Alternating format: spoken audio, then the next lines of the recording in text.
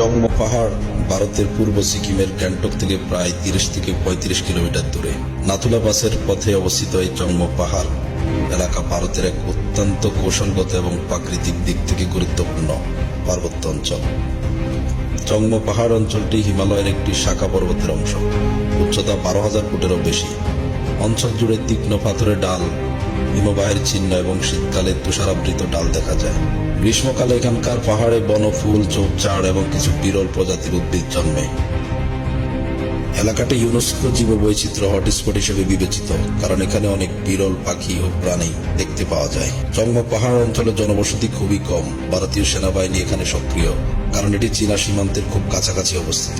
বেসামরিক যানবাহনের চলাচল নিয়ন্ত্রিত, তাই যেতে হলে অনুমতি প্রয়োজন হয়। শীতকালে তাপমাত্রা -10 ডিগ্রি সেলসিয়াস পর্যন্ত নেমে যেতে পারে এবং বরফপাত খুব সাধারণ ঘটনা।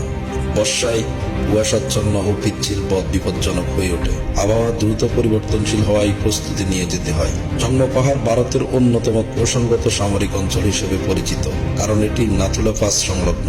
সেনা টহল এবং নজরদারি এখানে নিয়ন্ত্রিত এবং পর্যটকদের নিয়ন্ত্রিতভাবে চলাফেরা করতে হয়।